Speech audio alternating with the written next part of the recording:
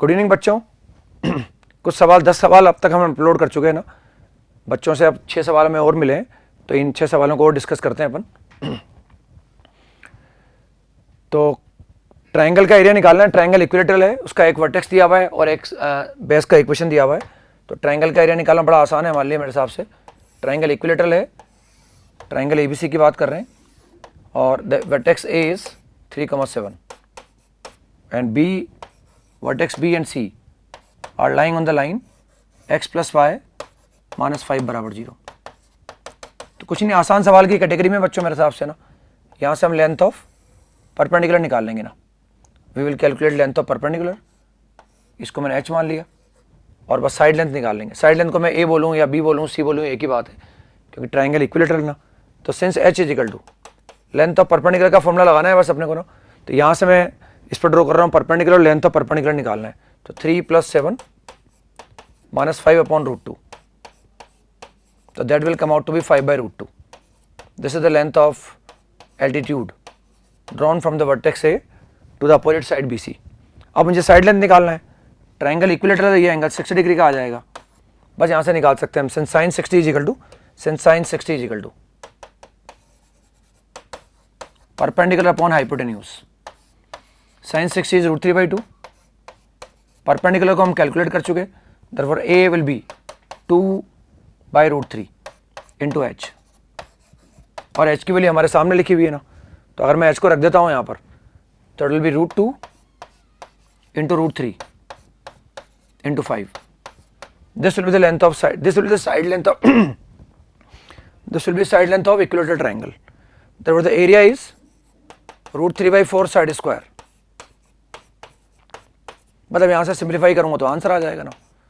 तो √3/4 है, side square is 25 into 2/3।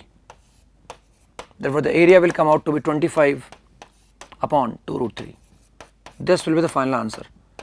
तो आसान सवाल था बच्चों, सिर्फ लेंथ ऑफ परपेंडिकुलर का फॉर्मूला याद होना चाहिए अपने को ना। The correct answer will be 1। Next question पर आते हैं बच्चों ना। डबल सिग्मा पर बेस्ड है ना। डबल सिग्मा पर मुझे पता नहीं लास्ट टाइम कब आया होगा डबल सिग्मा का सवाल जेईई मेंस के अंदर, लेकिन इस बार डबल सिग्मा का सवाल भी यूज़ किया उन्होंने जेईई मेंस के अंदर। तो बेसिकली ए भी एक सम को रिप्रेजेंट कर रहा है और बी भी एक सम को रिप्रेजेंट कर रहा है। आई 1 से लेकर 10 तक वेरी कर रहा है, जे 1 से लेकर 10 तक वेरी कर रहा है। तो बेसिकली 100 ऑर्डर्ड पेयर हमारे पास है ना। 100 ऑर्डर्ड पेयर हमारे पास है।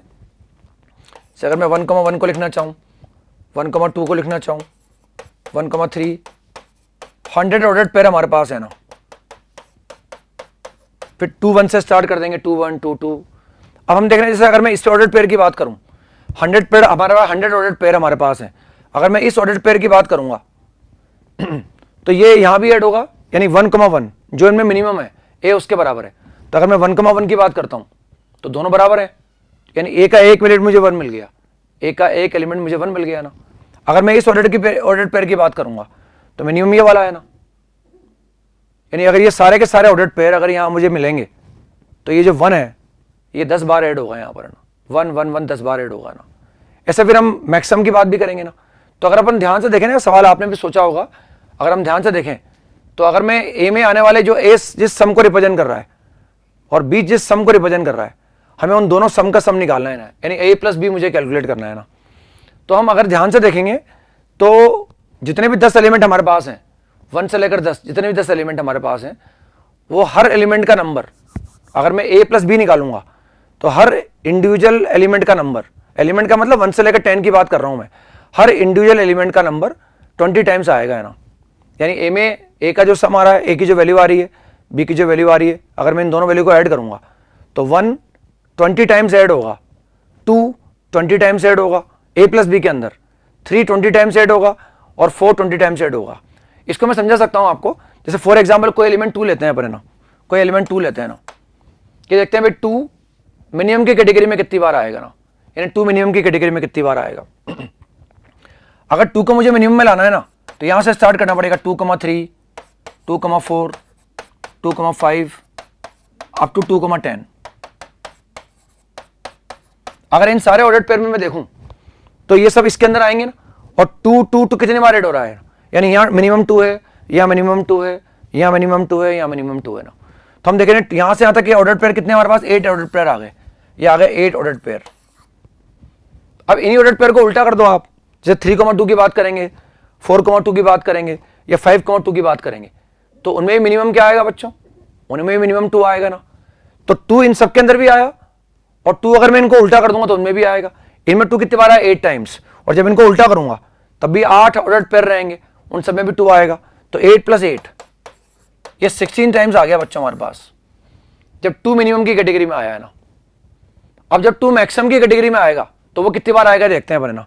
अगर मैं चाहता हूं 2 मैक्सिमम की कैटेगरी में आए तो 2 एक तो 1 के साथ आएगा मैक्सिमम की कैटेगरी में, 2 मैक्सिमम की कैटेगरी में यहां आएगा ना, बस इसमें एक ही बार आएगा मैक्सिमम की कैटेगरी में।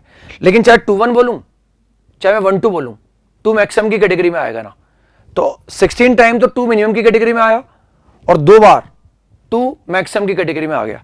तो 16 + 2 कितना हो गया, 18 हो गया बच्चों ना। लेकिन जो ऑर्डर्ड पेयर 2,2 है, लेकिन जो ऑर्डर्ड पेयर 2,2 होगा, ये ऑर्डर्ड पेयर मिनिमम की कैटेगरी में भी आएगा और मैक्सिमम की कैटेगरी में भी आएगा। तो फिर दो बार और ऐड होगा, क्योंकि ये मिनिमम की कैटेगरी में भी आएगा और ये मैक्सिमम की कैटेगरी में भी आएगा। तो अब तक 2 18 टाइम आ गया, और 2 बार मुझे ये मिलेगा ना, क्योंकि एक बार ये मिनिमम की कैटेगरी में आएगा और एक बार मैक्सिमम की कैटेगरी में आएगा। तो अगर हम बोलेंगे अगर मैं ए और बी का सम निकालूं तो उसमें 2 जो एलिमेंट है वो 20 टाइम्स ऐड होगा, 2 20 टाइम्स ऐड होगा ना। 18 टाइम तो यहां तक आ गया, और ये मिनिमम की कैटेगरी में भी आया और मैक्सिमम की कैटेगरी में भी आ गया, तो 2 बार काउंट और हो गया है ना। तो +2, तो 2 20 बार ऐड हुआ। अगर मैं a + b निकाल लूंगा तो उसमें एलिमेंट 2 जो है, एक इंडिविजुअल एलिमेंट 2 की बात की मैंने, तो 20 टाइम्स ऐड होगा बच्चों। ऐसे 3 को भी देख सकते हैं अपन चाहें तो, एक 3 को और समझ सकते हैं चाहें तो, कि 3 मिनिमम कितनी बार आएगा और मैक्सिमम कितनी बार आएगा ना। अगर मैं 3 की बात करना चाहूंगा ना बच्चों, तो 3 को ध्यान से देखें अपने ना। अगर मैं 3 को देखना चाहूं तो 3 पहले देखते हैं मिनिमम में कितनी बार आएगा। तो 3 4 3 5 और 3 10, इन सबका मिनिमम एलिमेंट 3 है ना। तो 3 कितनी बार ऐड हुआ बच्चों, यहां से यहां तक कितने ऑर्डर्ड पेयर हमारे पास 7 है ना। तो 7 ऑर्डर्ड पेयर तो ये आ गए। 3 7 टाइम्स मिनिमम की कैटेगरी में आया ना। अब इनको उल्टा कर दो, उनमें मिनिमम एलिमेंट क्या होगा, 3 होगा ना। तो 14 टाइम्स 3 मिनिमम की कैटेगरी में आ गया ना। अब मैक्सिमम की कैटेगरी में देखते हैं ना, तो मैक्सिमम कब आएगा, 3 1 में आएगा और 3 2 में आएगा ना। तो 2 बार मैक्सिमम में आ गया। लेकिन इन्हीं को उल्टा कर दो, इसको भी उल्टा कर दो, इसको भी उल्टा कर दो, 2 बार और आ जाएगा मैक्सिमम की कैटेगरी में। तो कितना हो गया, 14 तो यहां आ गया, और ये 4 बच्चों ये हो गया ना 18। लेकिन जब 3,3 की बात करेंगे अपन, तो ये मिनिमम की कैटेगरी में भी आएगा और मैक्सिमम की कैटेगरी में भी आएगा। तो 2 बार ये और आ गया ना। तो अल्टीमेटली वापस अगर हम 3 की बात करें, अगर मैं a + b निकालूंगा तो a + b के अंदर 3 एलिमेंट भी कितनी बार काउंट होगा, 20 टाइम्स काउंट होगा। इस तरह से किसी भी एलिमेंट को एनालाइज कर लो आप। हर एलिमेंट, अगर मैं a + b निकालना चाह रहा हूं तो हर एलिमेंट का नंबर 20 बार आएगा ना। तो अगर मुझे a + b निकालना है तो a + b will come out to be 20 × 1 + 2 + 3 up to 10। हर इंडिविजुअल एलिमेंट 20 बार ऐड होगा है ना। बस इसको निकाल सकते हैं हम, 20 तो 20 आ जाएगा ना, और n × n + 1/2, n × n + 1/2, तो यहां से निकाल लेंगे ना। And this will be 1100, this will be the correct answer. 1100 will be the correct answer. तो थोड़ा ट्रिकी था मेरे हिसाब से ना, हालांकि सोचने में टाइम लगा होगा, लेकिन ट्रिकी सवाल था। नेक्स्ट क्वेश्चन पर आते हैं बच्चों, क्वेश्चन नंबर 13 पर ना। आसान सवाल है, 5 ऑब्जर्वेशन है हमारे पास ये, और इनका मीन दिया हुआ है ना। मीन हमारे पास ये है, और इनका जो वेरिएंस है वो हमें तो रखा है 6.8, ये इनका वेरिएंस दिया हुआ है अपने को ना। मीन और वेरिएंस जानते हैं, और हमें निकालना है ये जो 5 ऑब्जर्वेशन है, हमें ये प्रोडक्ट कैलकुलेट करना है ना। इन 5 ऑब्जर्वेशन का मीन डेविएशन निकालना है, मीन के अबाउट, और 25 से मल्टीप्लाई करना है ना। तो पहले मुझे 5 ऑब्जर्वेशन निकालनी पड़ेगी ना।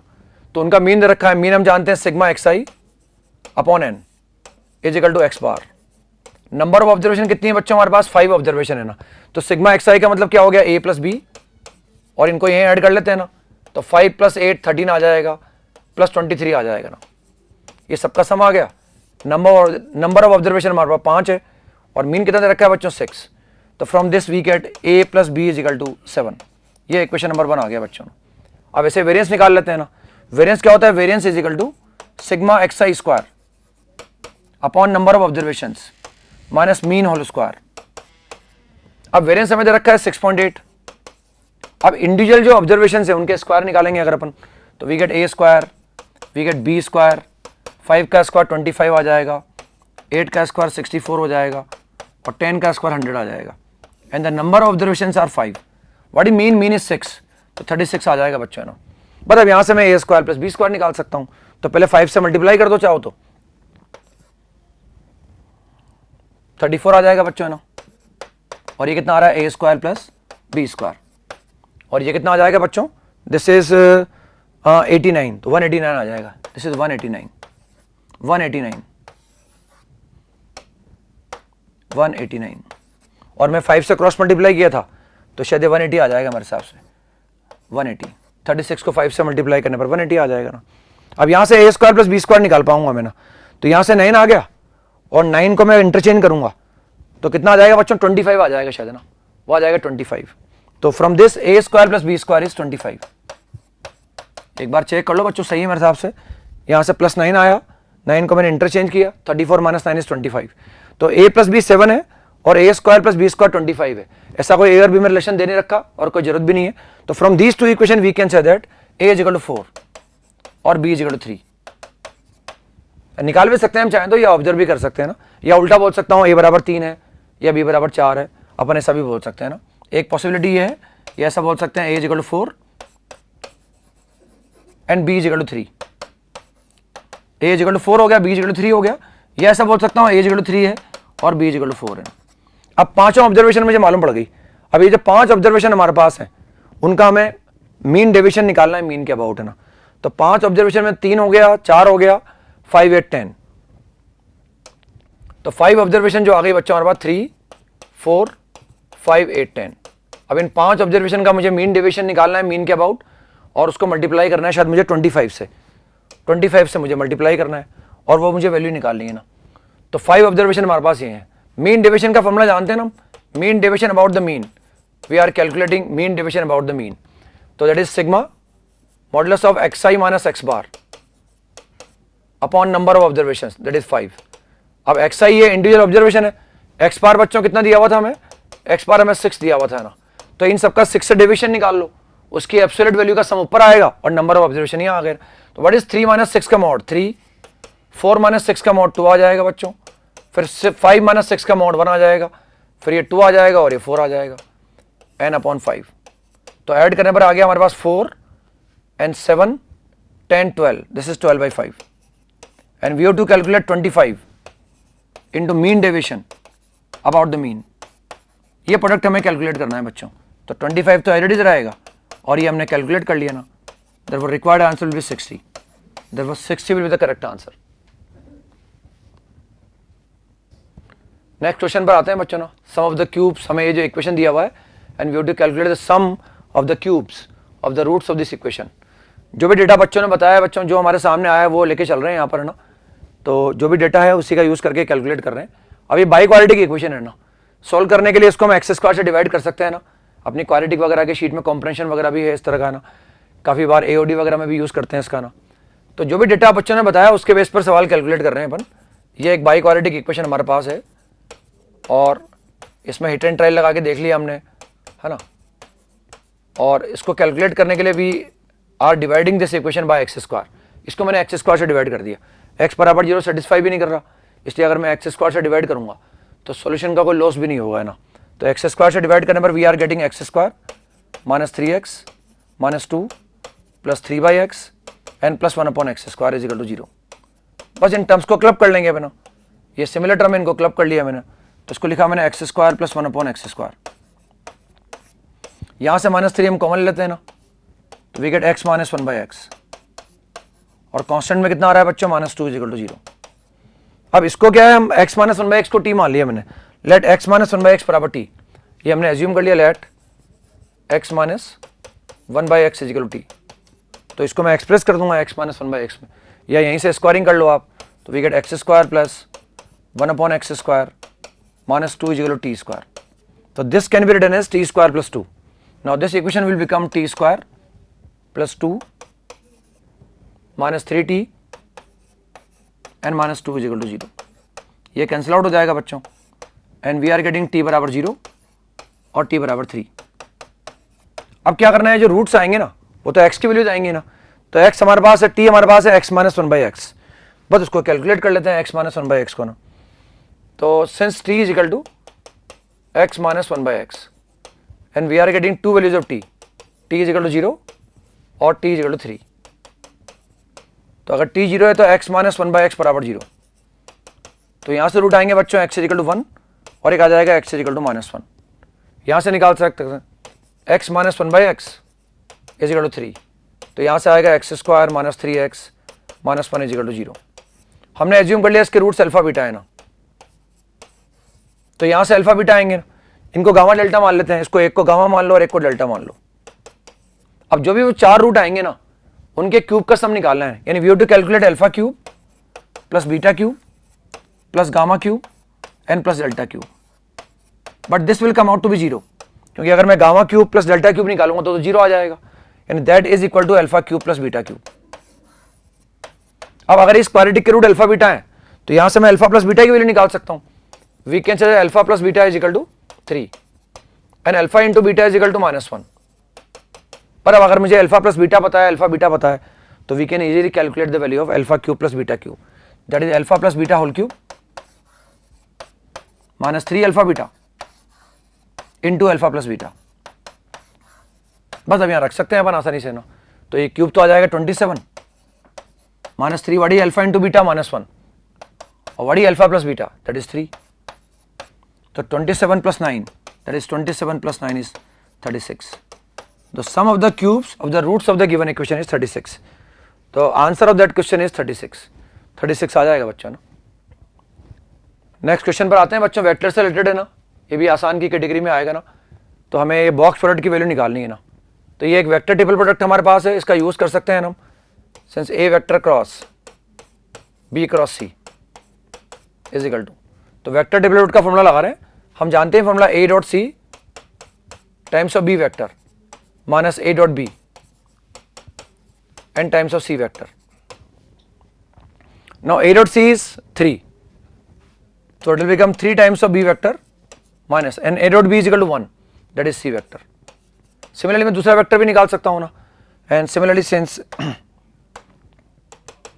b cross a cross c, so it will become b dot c times of a vector minus b dot a times of c vector. ये हमें गिवन है ना, बी डॉट सी कितना दे रखा है बच्चों, 2 दे रखा है ना, तो आ जाएगा 2 times of A vector minus and B dot A is equal to 1, it will become C vector. ऐसे एक थर्ड वेक्टर और कैलकुलेट कर सकते हैं हम चाहें तो, that is C vector cross A cross B and that will become C dot B times of A vector minus C dot A times of B vector. ये वेक्टर ट्रिपल प्रोडक्ट का formula लगा रहे हैं. अब सी dot B कितना है, 2 है हमारे पास, तो 2 times of A vector minus, और सी डॉट ए कितना है बच्चों, 3 है, तो 3 टाइम्स ऑफ बी वेक्टर. अब बेसिकली 3 वेक्टर हो गए हमारे पास. ये इस वेक्टर को मैंने a1 बोल दिया, मान लो ये a1 हमारे पास है, इस वेक्टर को मैं a2 बोल सकता हूँ ना, और इस वेक्टर को मैं a3 बोल सकता हूँ ना. हमें इनका बॉक्स निकालना है अभी, ये बॉक्स प्रोडक्ट निकालना है. Means we have to calculate the value of a1 vector, box of a1 vector, a2 vector और a3 वेक्टर. ये मुझे कैलकुलेट करना है ना, तो हम कैलकुलेट कर सकते हैं ना. कैलकुलेट करने के लिए फॉर्मूला लगा सकते हैं बॉक्स प्रोडक्ट का. ये ध्यान से देखें, अगर हम इन वेक्टर को रिलेट करने की कोशिश करें तो ध्यान से मैं देख सकते हैं कि अगर मैं कैलकुलेट करने के, मैनिपुलेट करने के बारे में सोचूं, तो अगर मैं जो है वो a2 माइनस a1 अगर निकालूंगा ना बच्चों, ध्यान से देखो आप, अगर मैं a2 वेक्टर निकालता हूं, a2 vector minus a1 vector, अगर मैं a2 माइनस a1 निकालूंगा, a2 माइनस a1, तो बच्चों कितना आ जाएगा, 2a vector minus 3b vector आ जाएगा ना, and that is equal to a3 vector, that is equal to a3 vector. और अगर a2 माइनस a1 a3 के बराबर है, तो ये तीनों वेक्टर क्या हो गए बच्चों, कोप्लेनर हो गए ना. ये तीनों के तीनों वेक्टर कोप्लेनर हो जाएंगे ना. अगर मैं बोल रहा हूँ कि a2 माइनस a1 a3 के बराबर है, तो दीज 3 वेक्टर्स आर कोप्लेनर. और अगर ये तीनों कोप्लेनर है तो इनका बॉक्स कितना आ जाएगा बच्चों, 0 आ जाएगा ना. The value of will come out to be 0, the value of will come out to be 0. Next question पर आते हैं बच्चों, क्वेश्चन नंबर 16 पर आते हैं ना. Area bounded by the curve and the line y equal to 3, ये हमें कैलकुलेट करना है ना. तो सिंपल डायग्राम बनाना भी आसान है, इसका डायग्राम ड्रॉ कर सकते हैं अपन एरिया निकालने के लिए. बस लिमिट वगैरह देखनी पड़ेगी कि लिमिट कैसे लगानी है, तो वो मैंने डायग्राम बना लिया इसका. और अगर मैं डायग्राम बनाता हूँ इसका, तो एक्स स्क्वायर माइनस 9 का डायग्राम ऐसा बनेगा बच्चों ना, एक्स स्क्वायर माइनस 9 का डायग्राम ऐसा बनेगा। लेकिन अपन मॉड की बात कर रहे हैं ना, तो मॉड में क्या करेंगे, नीचे वाले को ऊपर रिफ्लेक्ट कर देंगे ना, नीचे वाले को अपन ऊपर रिफ्लेक्ट कर देंगे, तो फाइनल डायग्राम जो बनेगा वही वाला बन जाएगा, फाइनल डायग्राम ये वाला बन जाएगा। यहां तक मुझे कोई दिक्कत नहीं है, इसको एक्सटेंड करने में कोई दिक्कत नहीं है। एक्स स्क्वायर माइनस 9 का डायग्राम बनाया था पहले रेफरेंस के लिए, अब नीचे वाले को ऊपर कर दो आप, बस ये नीचे वाला ऊपर हो जाएगा ना, ये डायग्राम बन जाएगा पूरा हमारे पास। हमें थोड़ा इस बात की आवश्यकता पड़ सकती है, ये जो इक्वेशन थी हमारे पास, ये जो इक्वेशन था बच्चों y इक्वल टू ये एक्स स्क्वायर माइनस 9 का था, क्योंकि इसमें कोई चेंज नहीं, ये भी एक्स स्क्वायर माइनस 9 था लेकिन उसको ऊपर रिफ्लेक्ट कर दिया हमने। तो ये जो इक्वेशन हमारे पास होगा, ये इक्वेशन होगा y equal to 9 minus x square, ये हो जाएगा 9 माइनस एक्स स्क्वायर। अब एक दे रखी लाइन y बराबर 3, तो लाइन y बराबर 3 को मैं ड्रॉ कर लेता हूँ ना। अगर मैं y बराबर 3 को ड्रॉ करूंगा तो लाइन y बराबर 3 को ड्रॉ करने पर ऐसा आ जाएगा, देखो आप, अगर मैं लाइन y बराबर 3 को ड्रॉ करूंगा तो y इक्वल टू 3 को ड्रॉ करने पर कुछ ऐसा आएगा, ये y बराबर 3, क्योंकि ये तो हाइट तो 9 है, दिस पॉइंट इज 9, तो y बराबर 3 कुछ ऐसा आ जाएगा ना। अब you to calculate the area bounded by the curve and line y equal to 3, तो देखो उस एरिया की कैटेगरी में ये वाला भी आएगा ना, ये वाला भी आएगा हमारे पास, ये वाला भी आएगा और ये वाला भी आएगा ना। अब ये डायग्राम तो सिमेट्रिक है ना, y एक्सिस के अबाउट है ना, तो हम क्या करें, ये पूरा एरिया जो मैंने शेडेड कर रखा है, इस एरिया को निकालने के लिए हम ये वाला एरिया निकाल लेंगे, बस हम ये वाला एरिया कैलकुलेट कर लेंगे बच्चों, इस एरिया को हम निकाल लेंगे, ये एरिया हम कैलकुलेट कर लेंगे। एक तो मैं ये वाला एरिया निकाल लूंगा और एक मैं एरिया निकाल लूंगा, और मैं डबल कर देंगे इसको ना, इधर वाला अपने आप आ जाएगा ना। तो required area is therefore required area is 2 times. अब पहले मैं इस एरिया की बात करता हूं ना, तो बेसिकली हम लिमिट लगाएंगे भाई, क्योंकि लाइन y बराबर 3 है हमारे पास, तो ये पॉइंट हमारे पास 3 है ना, ये पॉइंट 3 और वो 9 है हमारे पास है, तो हम देख रहे हैं भाई दोनों y एक्सिस के राइट में ही है ना, तो कर्व में से क्या करेंगे, इस वाले कर्व को माइनस करेंगे ना उस वाले कर्व में से, और हमें लिमिट हम y की लगा रहे हैं तो dy चाहिए हमें, यानी फंक्शन चाहिए इन टर्म्स ऑफ y। तो अगर मैं यहां से फंक्शन निकालूंगा इन टर्म्स ऑफ y, यानी x को निकालूंगा इन टर्म्स ऑफ y, तो बच्चों ये कितना आ जाएगा, 0 to 3, क्या जाएगा 0 to 3। पहले मैं इस वाली बाउंड्री की बात कर रहा हूं, तो यहां से x कितना आ जाएगा, square root of y plus 9 आ जाएगा, square root of y plus 9, ये 9 प्लस y बोले dy, ऐसा लिख देता हूं मैं इसको। अब इसमें से इसको माइनस कर देते हैं अपन, और ये जो इक्वेशन है ये वाली है, अगर मैं यहां से x निकालूंगा तो कितना आएगा बच्चों, यहां से अगर मैं x निकालूंगा तो वो कितना आ जाएगा, देखो आप, वो आ जाएगा हमारे पास 9 minus y, square root of 9 minus y, तो ये लिखा मैंने minus square root of 9 minus y, 9 minus y, और dy लिख दिया बच्चों मैंने, है ना dy। इससे तो ये वाला एरिया आ गया, इससे ये वाला एरिया आ जाएगा ना, प्लस हमें ये वाला एरिया और लिखना है ना, तो इसको भी लिख सकते हैं अपन चाहें तो ना। इसको लिखने के लिए क्या करें, बस यहां से यहां तक 3 से लेकर 9 इस ग्रीन वाले कर्व को इंडिकेट कर लेते हैं, पर इस वाली ब्रांच को इंडिकेट कर लो आप, है ना, यहां से इस ब्रांच को, तो प्लस आगे लिख सकते हैं, प्लस ये आगे लिखा हुआ है जो ब्रैकेट के अंदर ही ना, 3 से लेकर 9, और अगेन मैं इस ब्रांच को इंडिकेट कर रहा हूं ना, और यह लिमिट लगा रहा हूं मैं y की, तो फंक्शन मुझे चाहिए इन टर्म्स ऑफ y, तो यहां से x निकाल लूंगा ना, and that is square root of 9 minus y dy। ये ब्रैकेट मैंने बंद कर दिया बच्चों, ओवरऑल ये एरिया मुझे निकालना है ना, तो बस अंदर वाले ब्रैकेट को इंडिकेट करना है, ये 2 बाहर लिखा हुआ है, इसके आगे कंटिन्यूएशन में ये लिखा हुआ है, ये मुझे इंडिकेट करना है, और इसको इंडिकेट करके मैं निकाल सकता हूँ मेरा, और निकालने पर कैलकुलेट करेंगे तो वैसे किया जा सकता है, कैलकुलेट कोई बड़ी बात है नहीं है ना, और उसको मैं एक बार चाहो तो आप कैलकुलेट करके देख सकते हैं ना। तो वो कितना आ रहा है बच्चों, एक तो आ रहा है 2 टाइम्स, तो रिक्वायर्ड एरिया आ गया 2 टाइम्स, 0 to 3 मैंने लिमिट अप्लाई कर दिया, और पहले कितना आया था हमारे पास, स्क्वायर रूट ऑफ, वो हमारे पास y इक्वल टू कितना था बच्चों, एक्स स्क्वायर माइनस 9 था ना, तो वहां से कितना आ गया, 9 प्लस y आ गया ना, फिर हमने माइनस किया और square root of 9 minus y आ गया था, ये dy बोल रहे हैं इसको हम, फिर हमने ऐड किया उसको ना, तो 3 से लेकर 9 तक आ गया, और अगेन वो कितना आ गया हमारे पास, 9 माइनस एक्स स्क्वायर था, तो 9 माइनस वाई डी वाई आ गया ना। ये एरिया निकालना है बच्चों, बस अब इसको इंडिकेट कर लो मेरे हिसाब से, और इंडिकेट करके डबल कर ही रखा है हमने। अब जब इसको इंडिकेट करेंगे तो पावर क्या आएगी, 3/2, 3/2 और 3/2, तो 3/2 के रेसिप्रोकल 3/2 से डिवाइड भी करना पड़ेगा, तो 2/3 आ जाएगा, तो 2/3 को ओवरऑल बाहर निकाल लिया मैंने, तो 4/3 बाहर आ गया वो। पर अब इसको इंडिकेट कर दो, 9 plus y raised to power 3/2, limit apply कर लो 0 से लेकर 3, इसको इंटीग्रेट कर लिया, वो 2/3 आने वाला है उसको बाहर निकाल लिया मैंने। जब इसको इंटीग्रेट करेंगे तो y का कोफिशिएंट क्या आएगा -1, उससे डिवाइड करेंगे ना तो we get 9 - y raised to power 3/2 और लिमिट लगा देंगे 0 से लेकर 3। ये दोनों इंटीग्रेट कर लिए मैंने। अगेन इसको इंटीग्रेट करेंगे, y का कोफिशिएंट -1 है, उससे डिवाइड करना पड़ेगा and we get 9 - y raised to power 3/2 और लिमिट अप्लाई कर देंगे हम 3 से लेकर 9। पर अब ये कैलकुलेट करना है बच्चों, इसको कैलकुलेट कर लो, थोड़ा बहुत मैं बताता हूँ कैलकुलेट करके, बाकी फिर आप निकाल सकते हैं ना।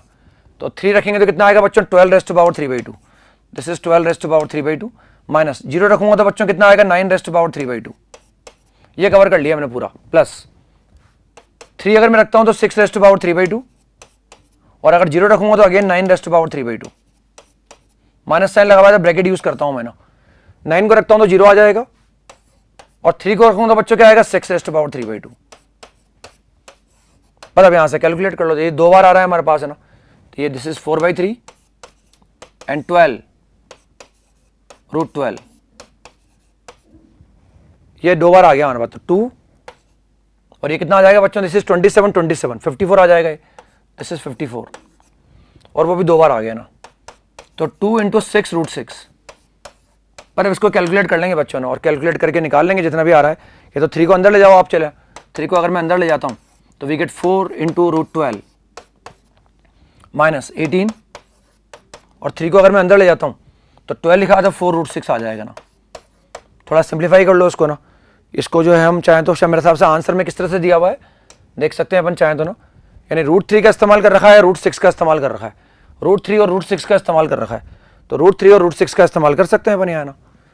ये 4 की जगह 4 आ जाएगा, ये आ जाएगा हमारे पास 8 √3, दिस इज 8 √3 माइनस 18 हमारे पास लिखा हुआ है बच्चों, √6 से मुझे कोई दिक्कत है नहीं है ना। अब चाहो तो यहाँ से 2 और बाहर निकाल लो ना, 2 अगर आप बाहर निकालोगे तो वी गेट 8 टाइम्स 2 बाहर निकाल लिया मैंने 4 √3, 2 मैंने बाहर निकाल लिया तो कितना आएगा बच्चों 2 √6 और 2 मैंने बाहर निकाले तो -9 आ जाएगा ना।